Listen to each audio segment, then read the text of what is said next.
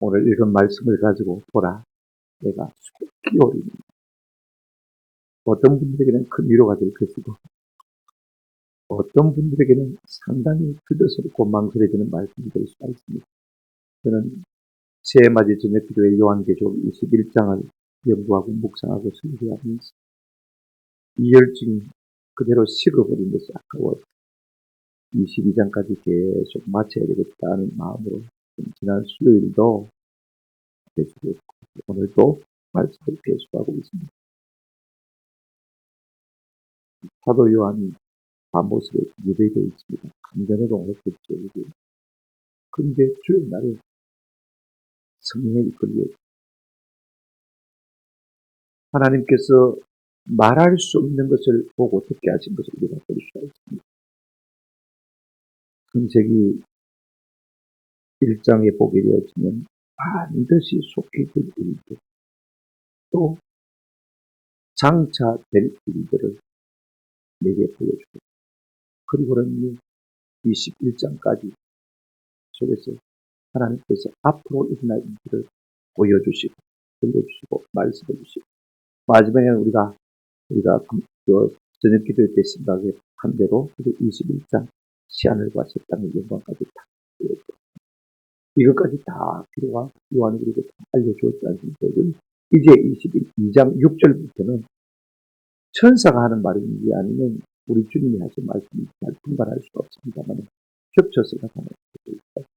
우리 예수님의 마지막 당부의 말씀이 다 이렇게 생각할 수가 있습니다.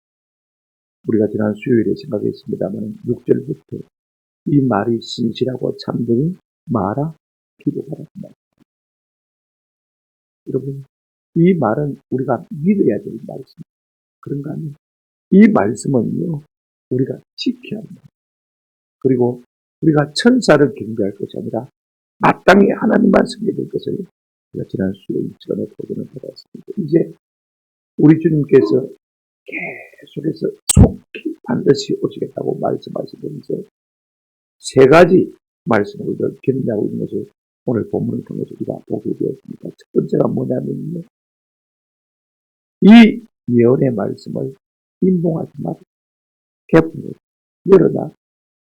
누구든지 보고 듣고 읽고 깨닫고 알고 주님의 나라를 사모할 수 있도록 이 예언의 말씀을 열어놔.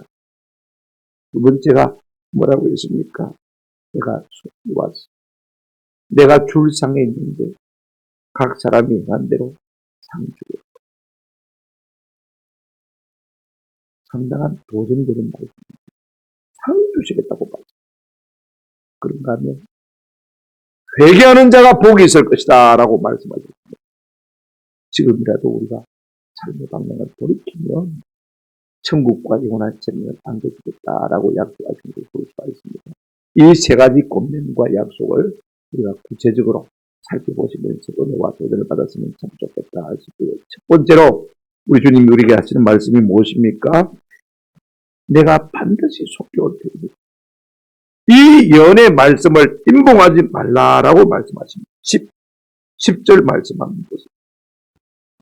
또 내게 말하되 이 두루마리의 예언의 말씀을 마하지 말라, 인봉하지 말라. 때가 가까웁니다.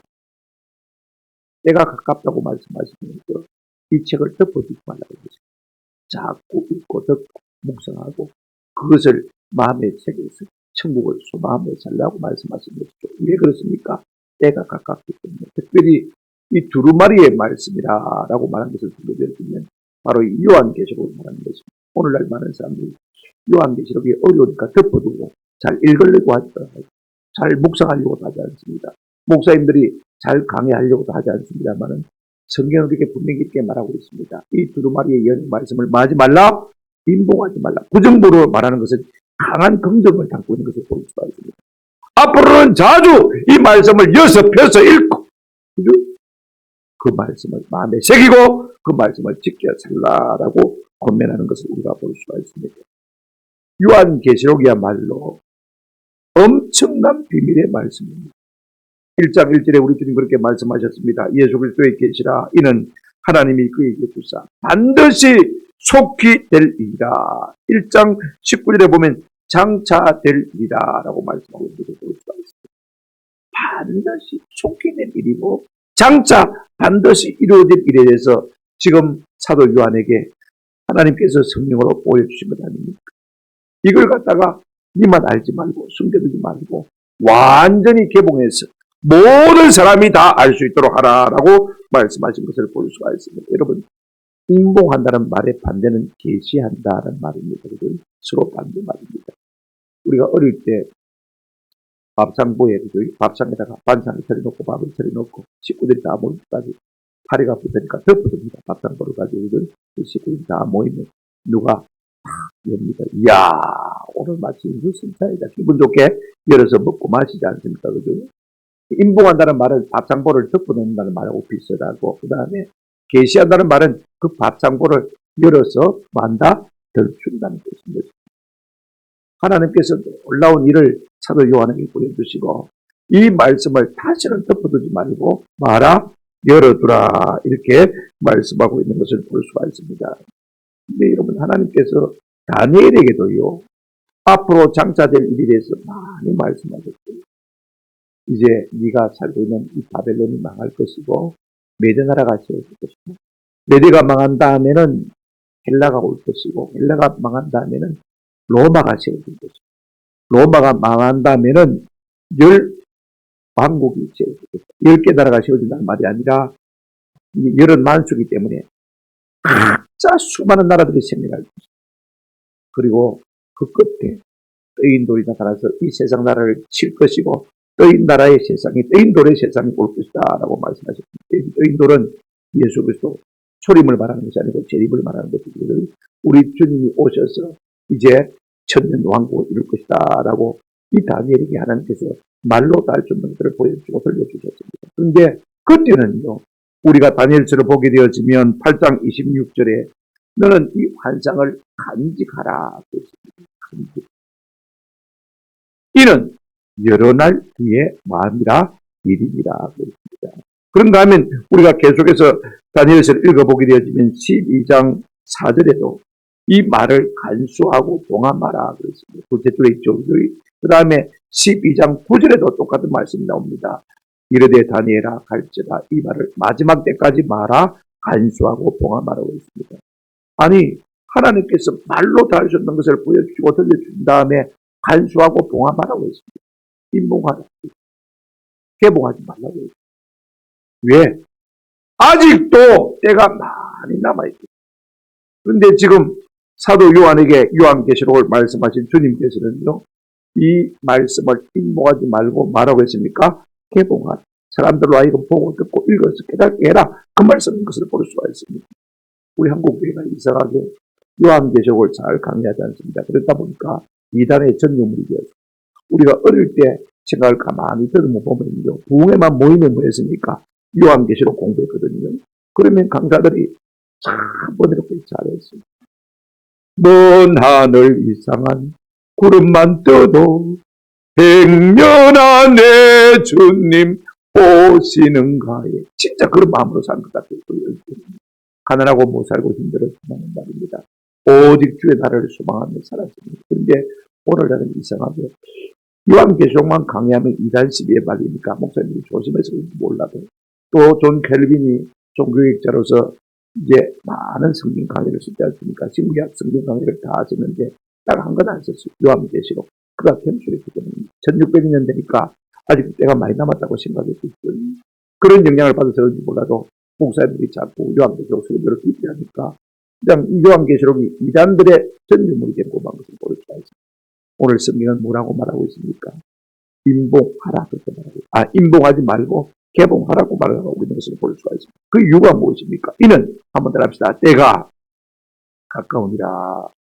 때가 가깝다는 말은요, 시간적으로 공간적으로 가깝다는 이 가깝다는 두사가 그런 의미를 다 가지고 있는 것을 볼 수가 있습니다. 우리 예수님 자주 이 말씀하셨어요. 마태복음 우리가 한번 보시기 바랍니다. 24장 32절 33절을 보시면 우리 예수님께서 무화과 나무를 보시고 무화과 나무의 비유를 배우라. 그 가지가 연하여지고 잎사귀를 내면 뭐가 가까운 줄을 여름이 가까운 줄. 시간적으로 여름이 있다 그 말씀이고요. 그 다음에 33절에 보시면 이와 같이 너희도 이 모든 일을 보고들 인자가 가까이 어디 앞에? 문 앞에 공간적인 것입니다. 시간적으로 가깝다는 것이지만요, 공간적으로 우리 주님께서 바짝 우리 가까이 오셨다는 것입니다. 저 뒷문에 서 계신다는 것입니다. 그렇게 주님이 오실 날이 가까웠기 때문에 이 예언의 말씀을 말하지 말아라, 임봉하지 말아라. 이 말씀이 참 중요합니다. 전에는 아직도 때가 이르지 않았기 때문에 개봉하지 말라. 이제는 때가 가까이 이르렀기 때문에 개봉하라라고 말씀하고 있는 것을 볼 수가 있습니다. 그래서 이 말씀을 읽어서 깨달거든요. 이제 장차 되어질 일을 알고 우리에게 앞으로 천국과 지하늘과 새 땅이 있다는 사실을 알고 사모함이 그렇게 살라 그 말씀입니다. 그런데 여러분 또 하나 보시면요. 11절에 이런 말씀이 나오는 것을 볼 수가 있습니다.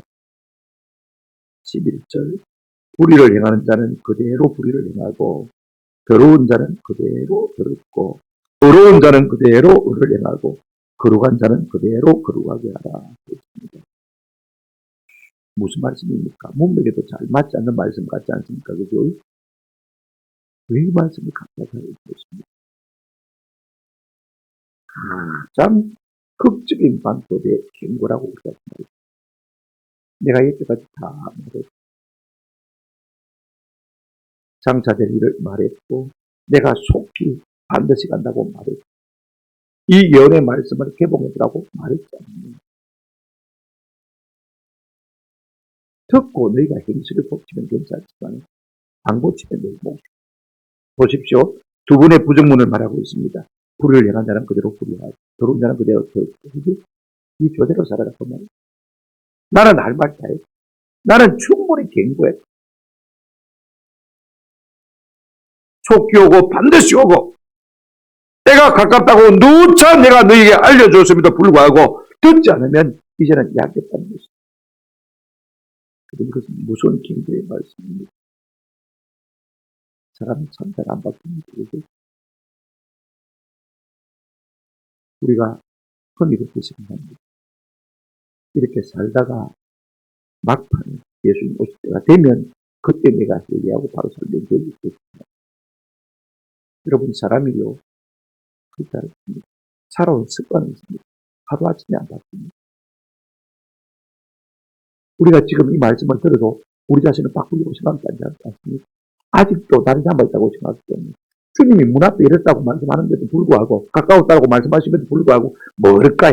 아직도 그래서 우리는 삶의 태도를 전혀 바꾸려고 생각하지 않습니다. 네 마음대로 해야 된다. 네 조대로 해야 된다. 여러분 물리에도 관성의 법칙이 있습니다. 앞으로 나가는 사람은 그 힘에 의해서 계속 앞으로 나가게 되어 있습니다.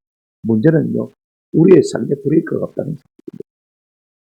내가 주님 모시면 여기서 멈춰서야 되는데 내가 과연 설 수 있을지 없을지 내 삶의 브레이크가 걸릴지 안 걸릴지는 미지수입니다. 이거 우리가 조심해야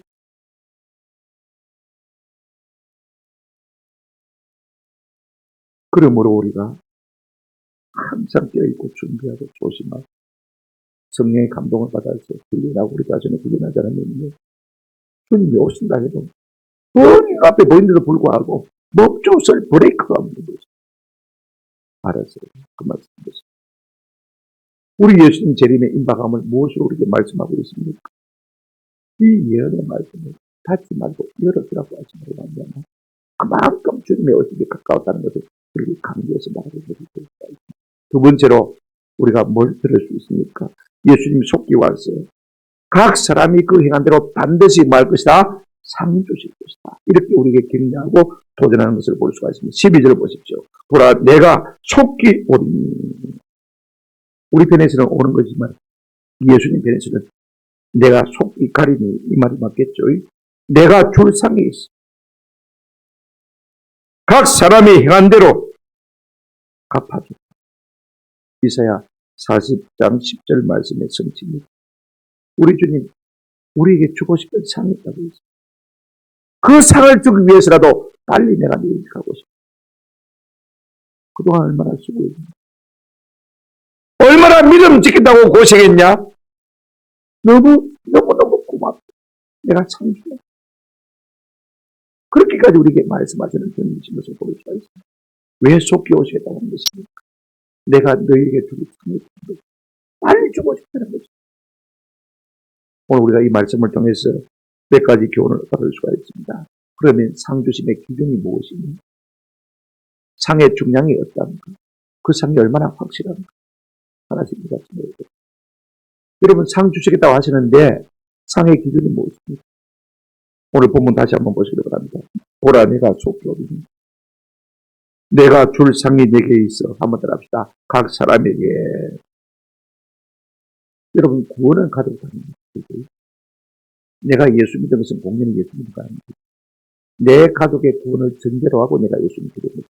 내가 가족 선교사거든. 그래서 내가 반드시 진짜 거듭난 사람이라면요. 우리 가정 구원을 위해서 힘쓸 수밖에 없습니다.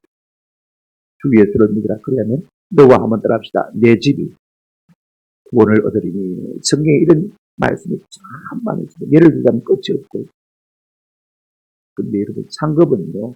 가족입니다. 철저하게 뭡니까? 개인적입니다. 각 사람이 이렇게 말하고 있는 것을 볼 수가 있습니다.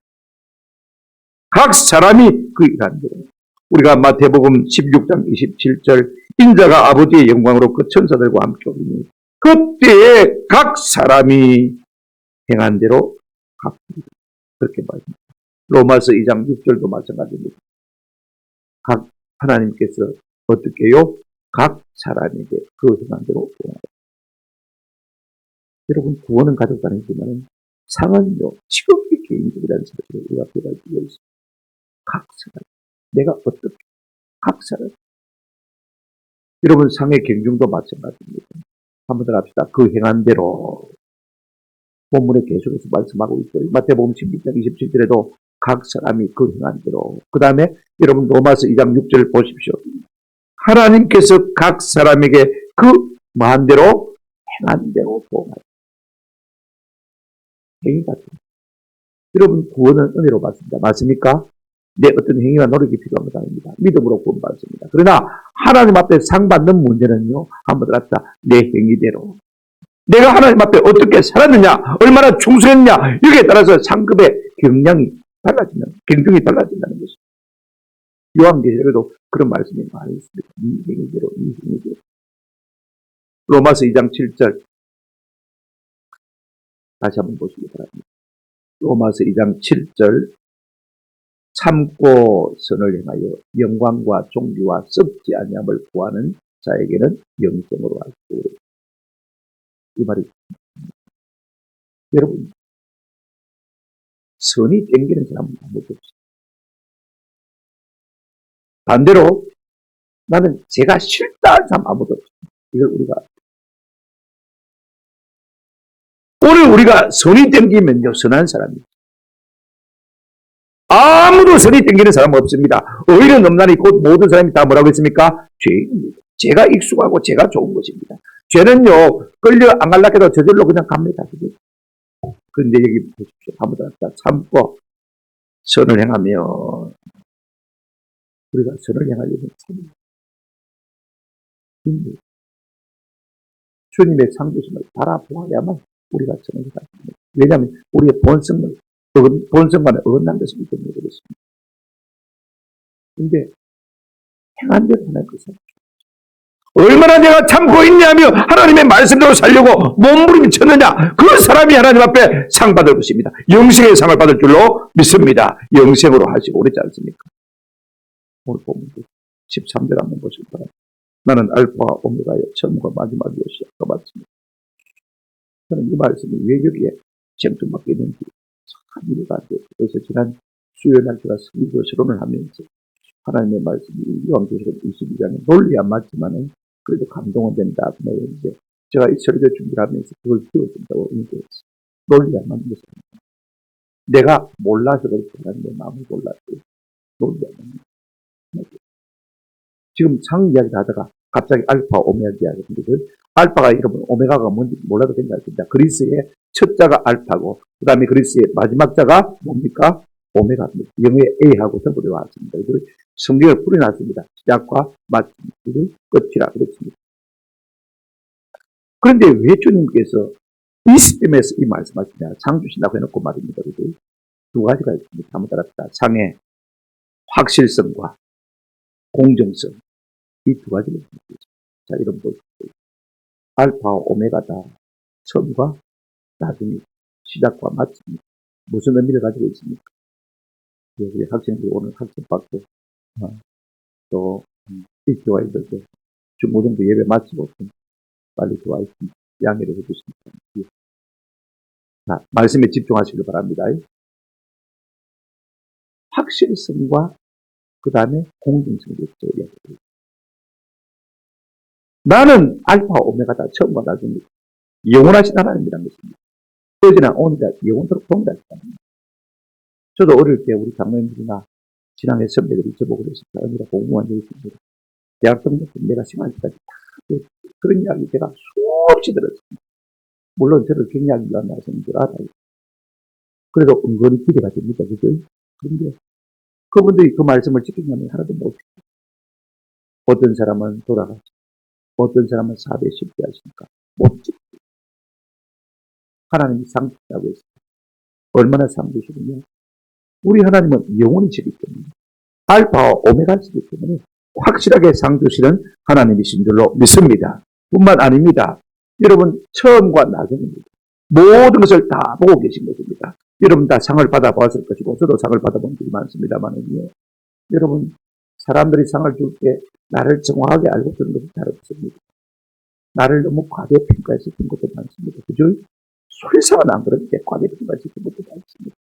하나님은요, 처음과 나중에 처음도 알고 끝을 아십니다. 내 과정도 알고 중간도 다 아십니다. 그러니까 하나님의 상 주심은요, 이건요, 엄정한 것입니다. 아멘? 확실할 뿐 아니라 엄정합니다. 내가 대충 받은 거 하나도 없습니다. 반드시 공의 하나님께서 공평하게 공정하게 주실 것입니다. 이와 같은 상을 주시려고 내가 속기가 겠다 라고 말씀하고 있습니다. 마지막 세 번째 대입니다. 세 번째로 예수님이 속히 오실 때인데 뭐라고 말씀하고 있습니까? 회개하는 자가 복이 있다라고 말씀하고 있습니다. 자, 오늘 본문 다시 한번 보시기 바랍니다.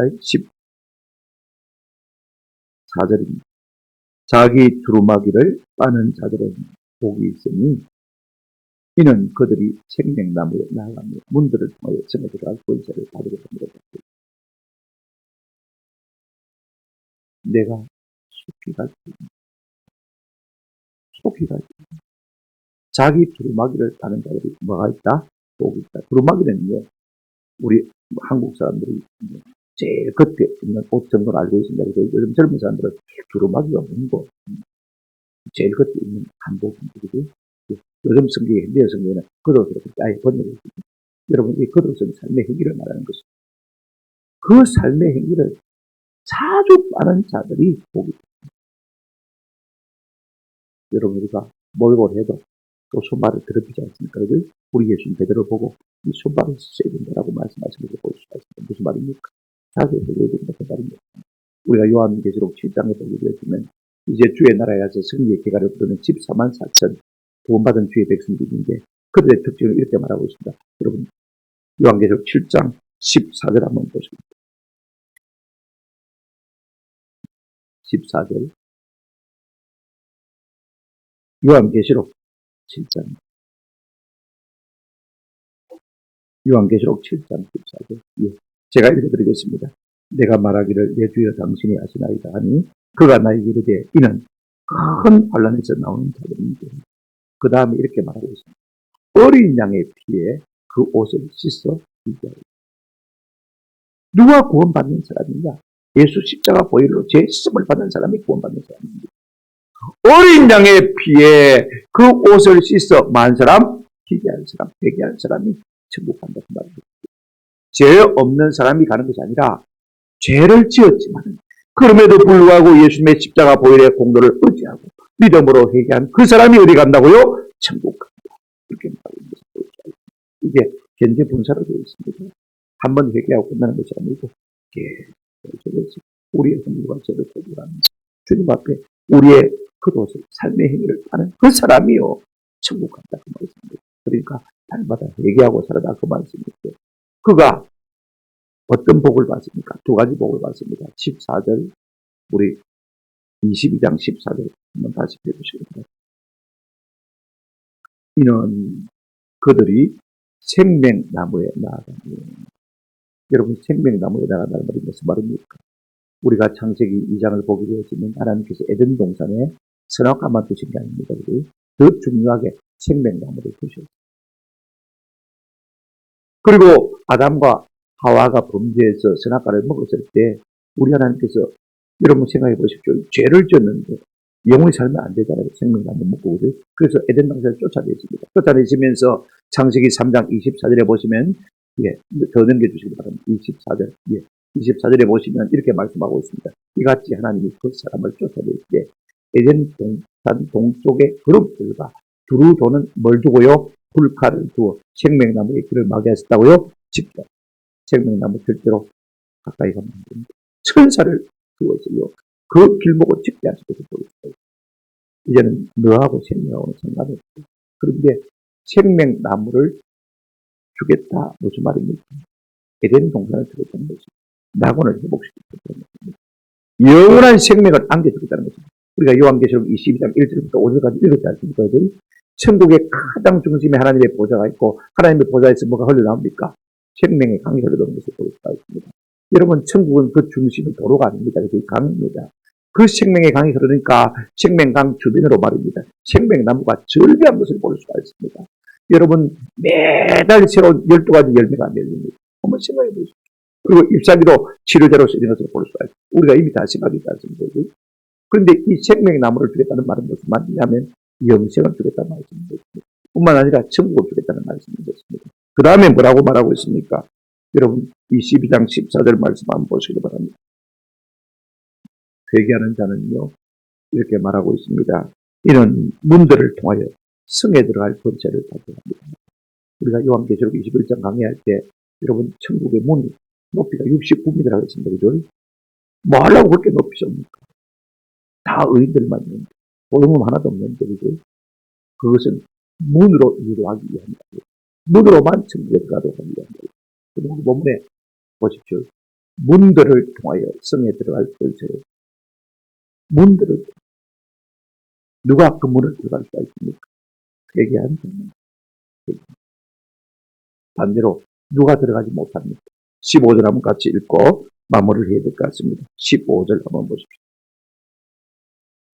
개들과 점술가들과 음행하는 자들과 살인자들과 우상 숭배자들과 및 거짓말을 좋아하며 지어내는 자는 다 성밖에 있습니다. 계속해서 성밖에 있는 사람에 대해서 3번, 4번 말하고 있는데 그 3번 가운데 공통점이 하나 있습니다. 한번 들었다. 거짓말하는 자. 몇 계명이죠? 2계명. 여러분, 우리는 이제 부패하기 짝이 없습니다. 솔직하게 말하면 입만 열면 거짓말합니다. 제가 주부에 칼럼을 썼습니다만은 웃으라고 쓴 이야기인데, 이번 주에는 웃으라고 쓴 이야기인데, 혹시 그게 진짜 처럼 걸릴까 싶어서 제가 집에 가면서 회개해서 농담이라도 그렇게 안 써야 되겠다. 제가 돈을 좋아하는 사람이죠. 웃으라고 합니다. 지어내는 자는 다 뭐 한다고요? 지옥에 있습니다. 여러분, 진실을 말할 자신이 없거든 입 다물고 사는 은혜가 있기를 주님의 이름으로 축원합니다. 그래야만 어디 갈 수 있다고요? 천국에 가. 지어낸다. 여러분, 창작하는 사람들, 글 쓰는 사람들 참 좋습니다. 말을 만들어내는 사람들, 신문기자들 참 좋습니다. 오피니언들 참 좋습니다. 사람이 성경을 모르니까요. 자기가 자기 죄의 기준을 정하는 것을 볼 수가 있습니다. 내 스스로 이것은 큰 죄고 내 스스로 이건 작은 죄. 아닙니다. 말씀이 거짓말할 죄를 우리가 예사롭게 생각합니다만 성경은요, 이 거짓말의 죄는 지옥 간다고 말하고 있습니다. 아멘? 내가 잣대를 정하지 말자. 하나님이 뭐라고 말씀합니까? 참 중요해요. 예수님은 그 재림을 우리에게 무엇으로 독려하고 계십니까? 회개하는 자가 복이 있다고 말씀을 맺습니다. 우리 예수님 반드시 속히 오실 것이기 때문에 세 가지 방법으로 우리를 격려하시 또 이 다시 오심 앞에 바르게 설 수 있도록 우리를 준비시키는 것을 볼 수가 있습니다. 그것이 무엇입니까? 요한계시록 많이 읽었습니다. 인봉합니다. 많이 공부해, 많이 묵상합니다. 알아야 천국을 사모하고 알아야 그 말씀대로 살기 위해서 노력하지 않겠느냐 이 말씀입니다. 두 번째 뭡니까? 내가 너에게 상 주죠. 너희가 상 받기 위해서도 인내. 세 번째가 무엇입니까? 회개해야 천국에 자주자주 손발을 씻어서 우리에게 인내하고 있는 것을 볼 수 있습니다. 이제 주님 우리에게 하실 말씀 다 하였습니다. 이제 반응과 행동은 누구의 몫입니까? 우리의 몫입니다. 마태복음 7장 21절에 우리 예수님이 말씀하셨습니다. 나더러 주여 주여 하는 자마다 다 천국에 들어갈 것이니 오직 아버지의 뜻대로 행하는 자라야 들어가리라라고 말씀하셨습니다. 우리가 어떻게 해야 되겠습니까? 하나님께서 말씀드리시면 내가 이제 우리가 천국에서 들어있습니다. 알아야 소망을 갖게 됩니다. 알아야 우리가 죄를 이기려고 몸을 지고 세상에 우리의 마음을 두지 아니하고 불구한 나라에 우리의 마음을 두기 위해서 애를 쓰게 되는 것을 참고 수련하게 됩니다. 그래야 세상을 이길 수가 있고 그래야 죄를 이길 수가 있고 그래야 사단을 이길 수가 있고 그래야 주님의 나라에 나갈 수 있고 칭찬받고 상급받고 천국을 이길 수 있는 것입니다. 이와 같은 은혜가 우리 가운데 있기를 주님의 이름으로 축원합니다. 아멘.